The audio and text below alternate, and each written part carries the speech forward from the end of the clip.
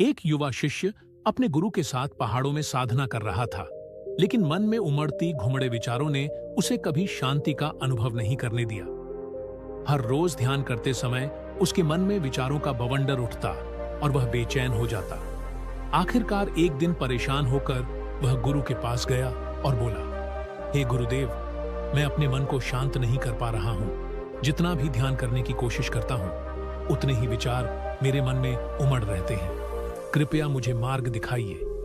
उसकी आवाज में एक गहरी तड़प थी। गुरु ने मुस्कुराते हुए कहा, यह प्रश्न तो हर साधक के मन में आता है। अगर तुम सच में शांति पाना चाहते हो तो तुम्हें कुछ अनुभव करने होंगे। आओ, आज मैं तुम्हें एक स्थान पर ले चलता हूं। गुरु उसे जंगल के एक कोने में स्थित एक पुरानी झील के पास ले गए। झील का पानी बिल्कुल शांत और पारदर्शी था, जिसमें आसमान का प्रतिबिंब दिखाई दे रहा था। गुरु ने कहा, एक पत्थर उठाओ और झील के बीचों बीच फेंक दो। शिष्य ने झील में एक बड़ा पत्थर फेंक दिया। पानी में हलचल मच गई, लहरें उठने लगीं और झील का साफ पानी धुंधला हो गया। गुरु ने पूछा, अब क्या तुम झील के तल को देख पा रहे हो? शिष्य ने सिर हिलाते हुए कहा, नहीं गुरुदेव, पानी अब बहुत अशांत है। गुरु ने कहा, यही तुम्हारे मन की दशा है। विचार तुम्हारे मन में पत्थर की तरह गिरते हैं और उसे अशांत कर देते हैं। शांति पाने का तरीका यह नहीं है कि तुम इन विचारों से लड़ो या उन्हें रोकने की कोशिश करो। बस इनका साक्षी बनो। समय के साथ जैसे यह झील शांत हो जाएगी, वैसे ही तुम्हारा मन भी होगा। शिष्य ने झील को ध्यान से देखा। जैसे जैसे समय बीता, पानी की लहरें धीरे धीरे शांत होने लगीं और फिर से झील के तल में पड़े पत्थर और मिट्टी साफ दिखाई देने लगे। गुरु ने कहा, अब देखो, बिना किसी प्रयास के झील फिर से शांत हो गई। इसी तरह जब तुम विचारों के साथ बहने से इनकार करोगे और उन्हें केवल देखोगे, तो तुम्हारा मन भी शांत हो जाएगा। शिष्य ने इस उपदेश को आत्मसात किया, लेकिन मन की हलचल शांत करना इतना आसान नहीं था। वापस आश्रम लौटने के बाद उसने ध्यान में बैठकर गुरु की बातों को ध्यान में रखते हुए अभ्यास करना शुरू किया। हर सुबह शिष्य ध्यान करता, लेकिन पहले की तरह विचार उसके मन में आकर उसे भटका देते।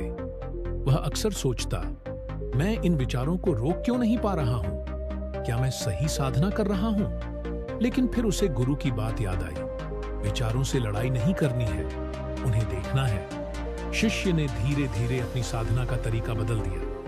अब वह विचारों को रोकने के बजाय उन्हें आने जाने देता और बस उनका साक्षी बनता। उसने देखा कि जितना वह विचारों से दूर रहकर उन्हें देखता था, वे उतने ही कमजोर हो जाते थे। एक दिन ध्यान करते हुए उसने महसूस किया कि विचार आने के बावजूद वह उनसे प्रभावित नहीं हो रहा था। वे बस बादलों की तरह आकर चले जा रहे थे और उसके भीतर का आकाश स्थिर और शांत था। गुरु ने उसे एक और तकनीक सिखाई। जब भी कोई विचार आए, उसे पकड़ने की बजाय अपने श्वास पर ध्यान केंद्रित करो। श्वास जीवन का आधार है। यह तुम्हें वर्तमान में लेकर आता है। विचारों को पहचानो, लेकिन उनसे जुड़ नहीं। इस सुझाव के बाद शिष्य ने हर बार जब भी कोई विचार आता, उसे बिना किसी प्रतिक्रिया के स्वीकार किया और अपनी सांसों पर ध्यान केंद्रित करने लगा। धीरे धीरे उसे महसूस हुआ कि उसके मन की गतिविधियां कम हो रही हैं और उसके भीतर की हलचल शांत होने लगी थी। अब शिष्य ने अपने मन के स्वभाव को और गहराई से समझना शुरू किया। उसे अनुभव हुआ कि विचारों का आना स्वाभाविक है, लेकिन जब तक हम उनसे चिपक नहीं, वे खुद ही चले जाते हैं। विचारों को पकड़ने की प्रक्रिया ही हमारे मन को अशांत करती है। जब विचारों को केवल देखा जाता है, तो वे निरर्थक हो जाते हैं और मन अपने स्वाभाविक शांति की ओर लौट जाता है। शिष्य की साधना धीरे धीरे गहरी होती चली गई।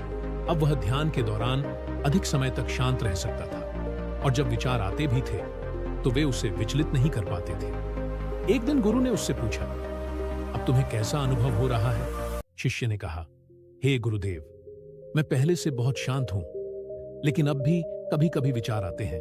गुरु ने कहा, यह अच्छा संकेत है। विचार आना बुरा नहीं है, विचारों से जुड़ना बुरा है। अब तुम उस बिंदु पर हो जहां तुम विचारों को देख सकते हो और उन्हें जाने दे सकते हो। यही साक्षी भाव है। गुरु ने आगे समझाया, जब तुम्हारा मन शांत होता है, तो यह दर्पण की तरह साफ हो जाता है। इस स्थिति में तुम अपने असली स्वभाव को देख सकते हो। शांति कोई बाहरी चीज नहीं है, यह तुम्हारे भीतर ही है, जैसे झील के नीचे की सतह हमेशा मौजूद होती है। शिष्य अब समझ चुका था कि शांति पाने के लिए बाहर की दुनिया को नियंत्रित करने की जरूरत नहीं है। असली शांति भीतर की यात्रा में है। उसने कई महीने ध्यान की गहरी साधना की और फिर एक दिन ऐसा आया जब उसने पूर्ण शांति का अनुभव किया। उस दिन जब शिष्य ध्यान में बैठा, उसके मन में विचार तो आए, पर वह उनसे बिल्कुल भी विचलित नहीं हुआ। ऐसा लग रहा था जैसे विचार पारदर्शी हो गए हों। वे आकर चले जाते थे और उनके पीछे केवल शून्यता और शांति रह जाती थी। उसने अनुभव किया कि शांति कोई लक्ष्य नहीं, बल्कि उसकी स्वाभाविक अवस्था है। इस अनुभव के बाद शिष्य के भीतर की अशांति हमेशा के लिए समाप्त हो गई थी। शिष्य ने गुरु के पास जाकर कहा, गुरुदेव, अब मैं समझ गया हूं कि असली शांति कहां है। मैंने बहुत प्रयास किया, लेकिन अंत में मुझे महसूस हुआ कि शांति तो पहले से ही मेरे भीतर थी। मैंने उसे बाहर खोजने की कोशिश की, जबकि वह हमेशा मेरे साथ थी।